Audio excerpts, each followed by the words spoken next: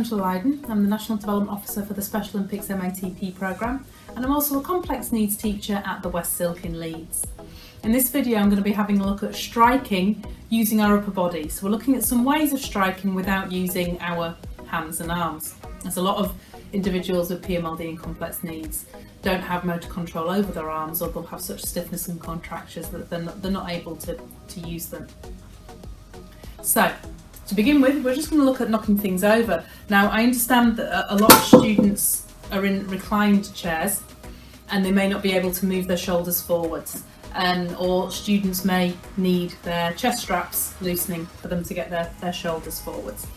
So to begin with, we've got some big skittles here that you can put on the student's tray or on a table in front of them, and you're simply seeing if your student can knock the skittle over. So if they're not able to use their arms, they could use their shoulders, or they could use their head possibly. So you can lean forward and just nudge it with their shoulder, or they could lean forward and just knock it with their head. They can use this technique as well if you want to knock a ball off your tray. You can use a quoit like this to keep it in place, or you can use something a lot shallower so it's easier to move the ball, but it just stays there, like a ring of, make a sausage of blue tack and make a ring out of that. And once again, you would get your student to lean forwards and maybe just nudge the ball off with their chin, or just getting really close and lean forward and potentially just push the ball with their shoulder like that. Another thing that you can do is use a batting tee to support your child or young person, and you can move this, you make it nice and high, and you move it right up close to them.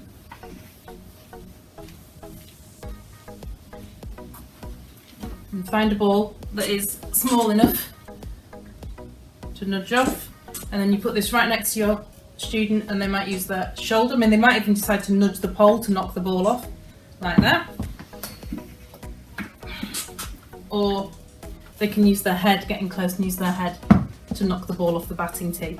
Any of these can be used to knock over skittles, or to go to some other target like a switch in a bucket that makes a sound. Any of these things you can do with these as well. You can support your student to do striking with their upper body using a ramp. This is a curling ramp, and you can get lots of other different ramps, or you can make them depending on what you need and what size ball you'll be using. And this one you can use for quite a lot of different size balls, so you could use this to support your student knocking a ball down the ramp with their shoulder. So you'd need to support the ramp in front of them. You need to find a way of supporting the ball at the top of the ramp. Sometimes a little semicircle of a sausage of blue tack will do the trick. So you will have the ball ready at the top of the ramp, and the student will just nudge it forwards with the shoulder. And another way you can do this is if you move side on, and you can have some skittles ready, so you can point your ramp towards the skittles for extra impact, and you can have the ball balanced on the student's shoulder at the top of the ramp, and just get them to nudge it down using their head or their chin, like that. And finally, we can use this resource slightly differently. And just like we did when we were practicing striking with our hand, you can have something velcroed on there, and if that's too low down, just simply wind it around the top. And once again, you can get your child or young person, all they're having to do is just make that balloon move, having some impact on their environment, using their head or their shoulder, or any other part of their upper body for that matter. And if you get your student close, you can have bells on the ball, you can extra sensory input, and then any little movement from them, any little head movement or shoulder movement, will make the balloon move.